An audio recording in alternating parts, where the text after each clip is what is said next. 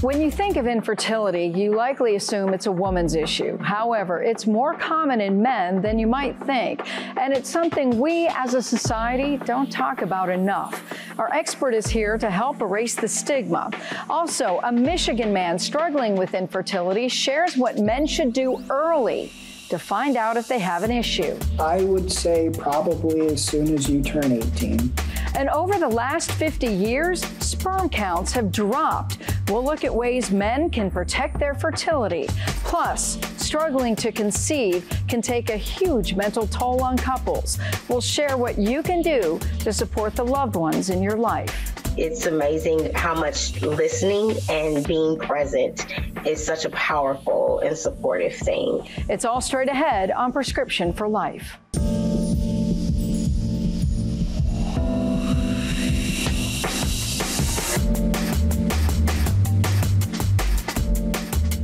Hello, and thank you for joining us. I'm Monica Robbins. Infertility is an issue facing many couples across the country. We often think of infertility as complications related to the woman, but doctors say problems with the man cannot be ruled out. In fact, across racial and ethnic groups, 1 in 6 couples who are struggling to get pregnant, a third of the issues comes from the woman, a third of the issues comes from the man, and another third is unknown. Different tests can be done to explore what might be causing the problems, and we'll get to that and much more with our expert. But first, a couple in Michigan shares their struggle and their hope to overcome infertility and conceive. For many couples, starting a family is an exciting time. I wanted kids young. But for Austin and his wife Aubrey, things didn't go as planned. We started trying and trying and trying. A fertility test revealed Austin had low sperm count, and in vitro fertilization was their only option. We had our first embryo transfer, and it didn't work, and it was heartbreaking. And then our second transfer, we had 2 embryos implanted, and 1 took, our daughter. After nearly 2 years and 2 rounds of IVF treatments, Austin and Aubrey's daughter, Larkin, was born. Mom Aubrey shared this picture, showing every shot it took to bring their daughter into the world. And it was just amazing that the science has actually come this far. Austin isn't alone in his struggle. In the last 40 years, sperm counts in men have dropped by nearly 60%, according to a 2017 study by Mount Sinai University. All right. Dr. Valerie Chevelle, a fertility specialist with the Fertility Center in Grand Rapids, is seeing the trend. Definitely, we're seeing a lot of sperm counts that are lower, decreased motility.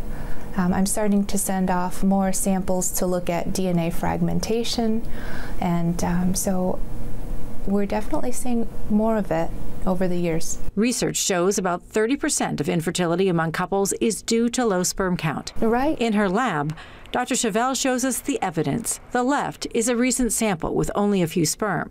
The right is a healthy sample. On the day we visited the lab, the majority of samples had low sperm counts. I don't want men to feel like they're all alone in this. Dr. Chevelle says there are many potential causes of low sperm counts, from stress to obesity, genetics, even our environment. Definitely, there is a role of the toxins that are in our environment, and we know that there are certain toxins that can cause DNA damage in sperm.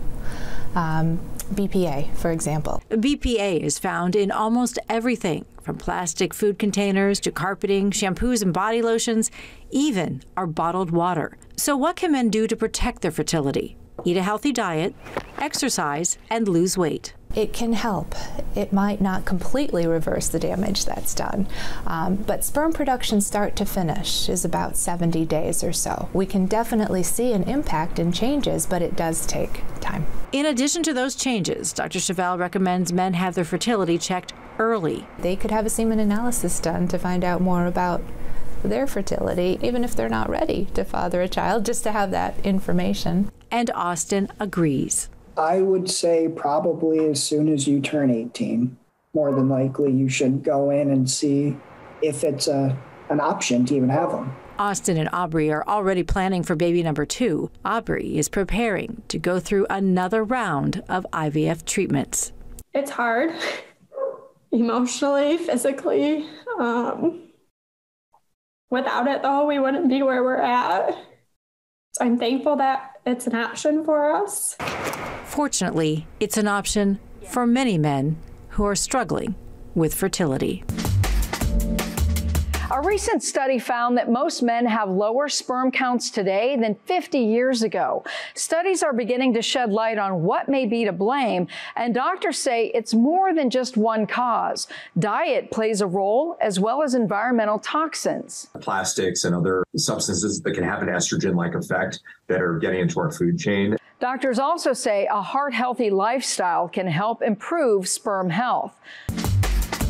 Still ahead on Prescription for Life, our expert gets into why it's so important to understand male infertility. And we've heard of freezing eggs, but sperm? Is that really a thing? Our doctor explains.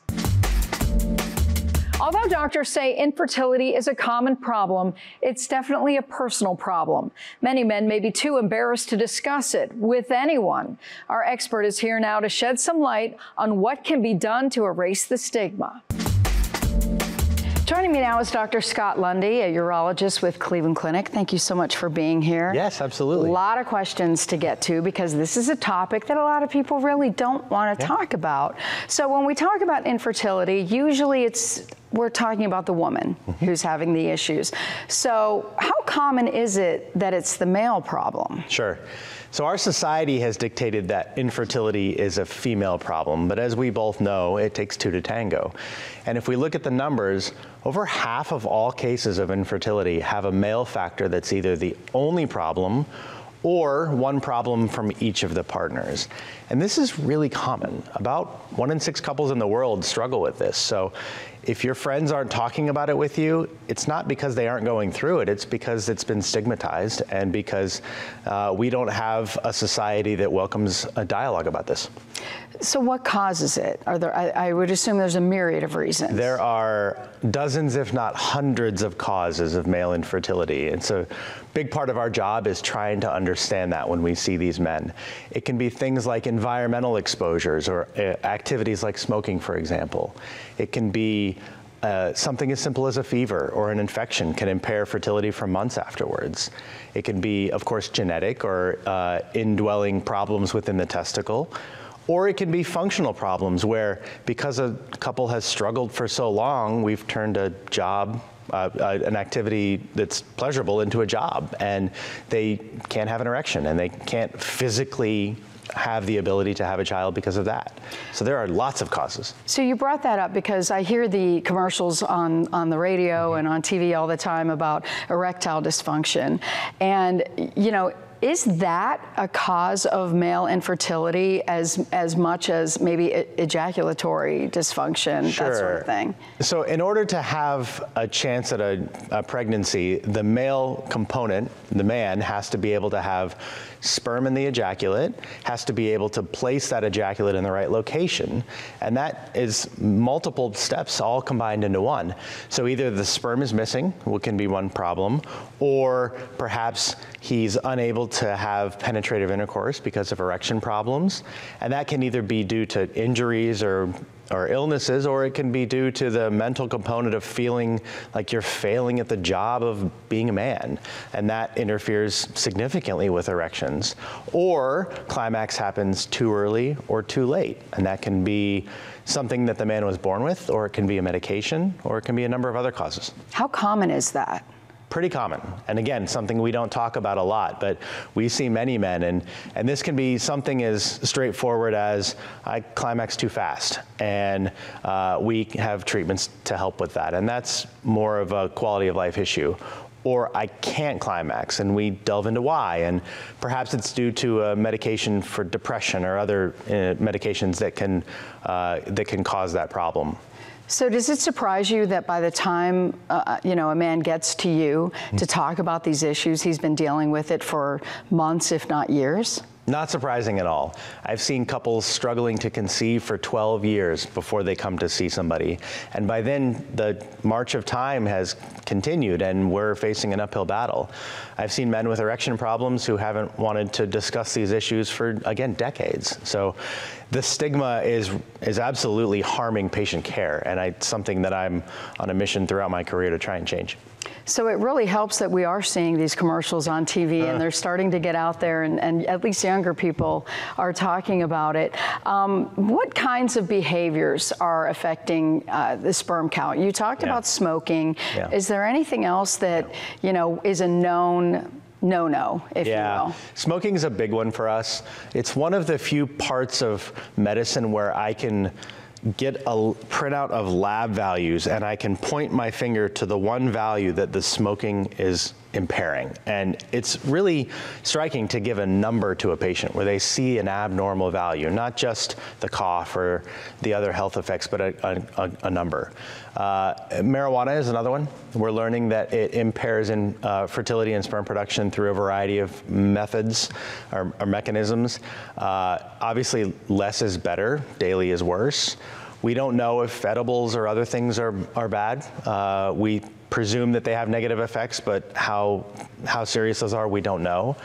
Other activities can impair fertility as well. Hot tubs, for example. If a man enjoys a hot tub every single day for 30 minutes, we know heat impairs sperm production. And even just a few degrees can prevent those sperm from maturing during their 90-day production cycle and impair fertility for 3 months afterwards. So what's your advice to a man who is, you know, wanting a family, considering a family, and maybe, you know, they're having trouble conceiving, yet it's not his problem? Yeah, I think there's always a dynamic between the two people involved in this process. Typically, one is pushing for more interventions, more testing, one is not. Most commonly, that's the female partner who requests or sometimes demands that the male be seen. From our perspective, because of the common nature of male infertility, we really do want to have both people in the couple assessed at the same time because it saves time and helps do a more comprehensive workup for these patients. So I think that's first and foremost most important. Secondly, we have to recognize this is a stressful process. And when a couple is given the news, ultimately and unfortunately, that they're unable to conceive, that news is every bit as devastating as a cancer diagnosis. We've shown that with data. And so it's really important for us to recognize the psychological component of this and the stress of this, and acknowledge that and encourage the couples that we see to turn to each other or to outside help like therapists to help, because this is a stressful process, and that stress alone often makes the fertility job harder because cortisol and body's response to stress is to sometimes impair fertility itself. So we've seen that birth rates in the United States are seemingly going down. Worldwide, though, is it true that sperm count is going down among men? This is a great question and one that's received a lot of press lately. We do know that in many countries, the birth rate is slowing or even inverting such that the population will shrink. And in other countries like Japan, for example, this has become so severe that the government has now supplemented payment for infertility services, whereas here, most of this is still out of pocket and a huge financial expense. So whether the problem is about wanting children or whether it's about an inability to have them is a difficult question to answer. It's probably both. We do believe that in some cases, sperm counts may be declining and have been for many years now, and there's some data to support this. I think a lot of the reports on this topic have been almost catastrophizing the issue. And for every study that suggests a drop, there is another study that suggests there isn't. And so we're still trying to understand that. And in our research lab, we're actively trying to answer that question right now. My hunch is that there is a decline, and that's likely due to the additional medical problems that we're facing, the epidemic of obesity, the stress that we're all under.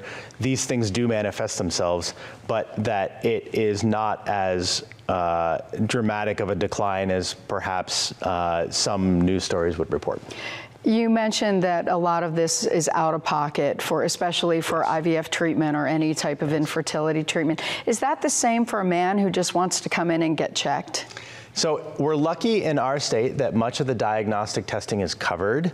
In many states, that's not the case. Now, on the other hand, some states are mandated to cover care for fertility as well, including IVF coverage. And I think that that's really important because we have stigmatized fertility as in our society, but we've also chosen not to identify it as a disease and allow medical coverage for it. And that's heartbreaking for me.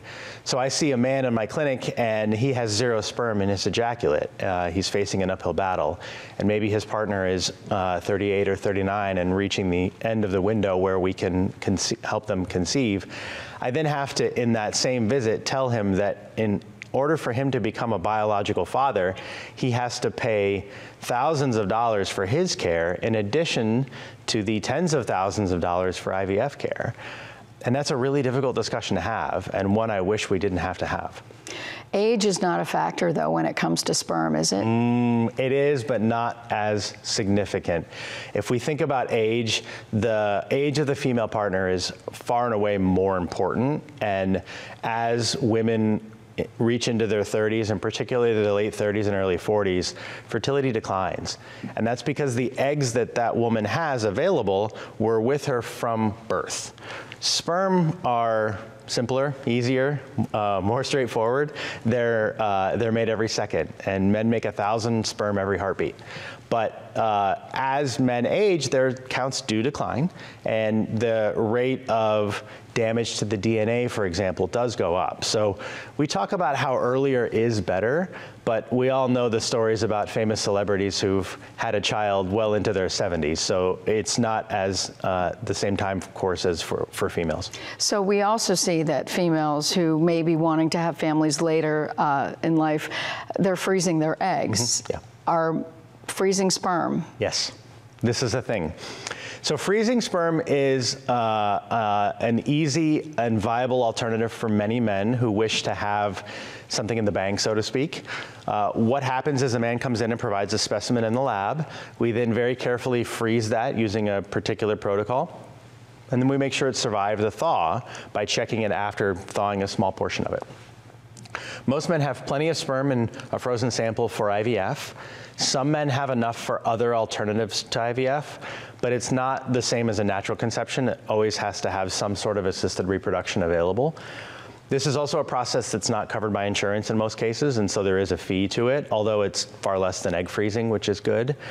On the other hand, however, many men come in and request sperm freezing before a vasectomy, and we now understand that from a population perspective, this may not be financially the best decision across all patients. Now, if it's not a financial stretch for that particular patient and they're interested in it, we're happy to do it.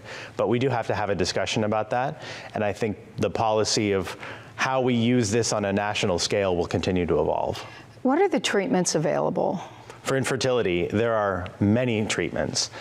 As straightforward as talking about dietary changes, exercise, stopping smoking, maybe turning the car seat heaters down in your car if they're too warm and causing heat on the testicles.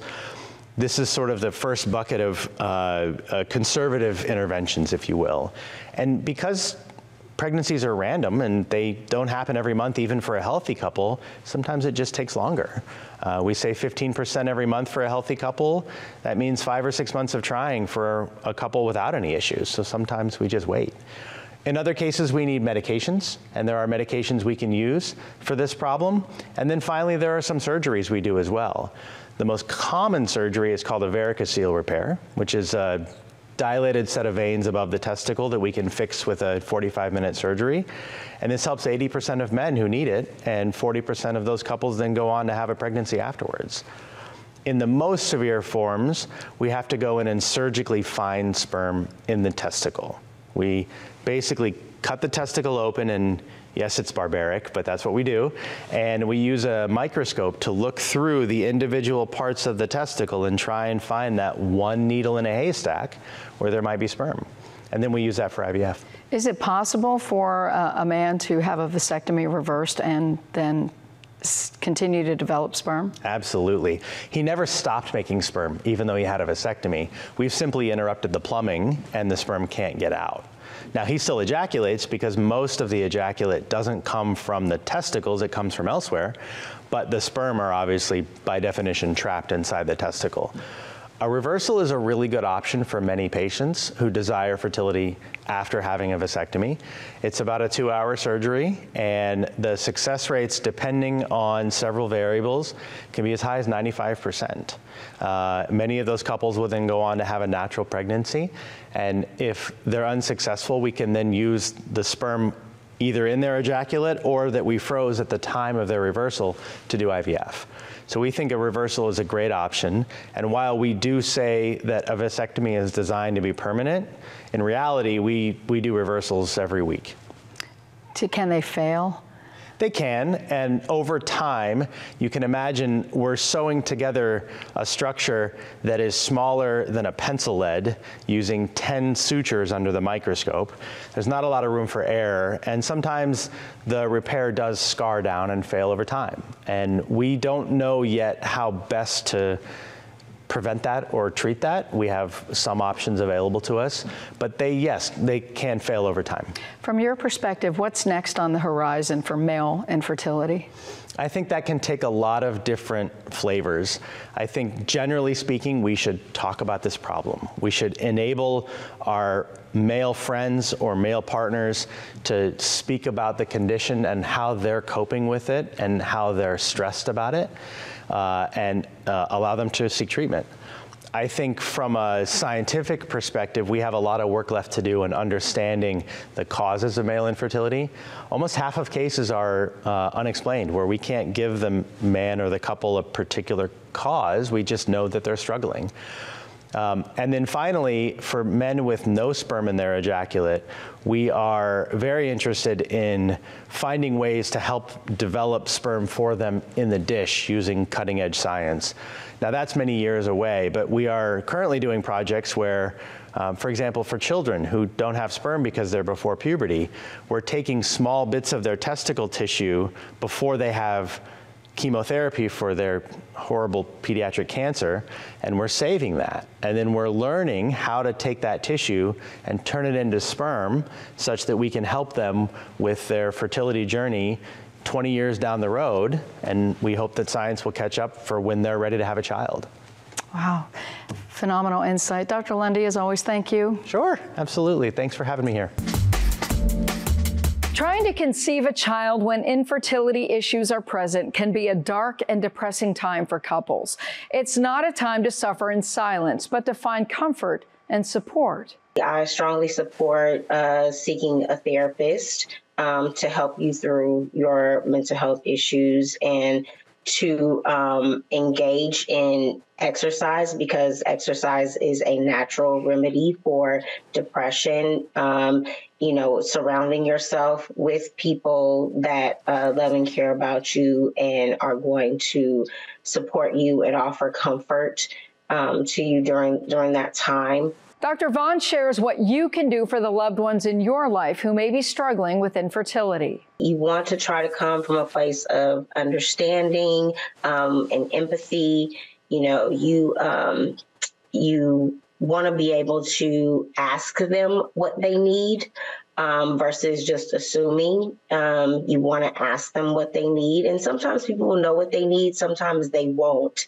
And so for those that know what they need and, are willing to and open to communicate and vent about their feelings and their emotions, just give them the time, the opportunity, and the space to do that, and to listen to them without judgment. Yeah.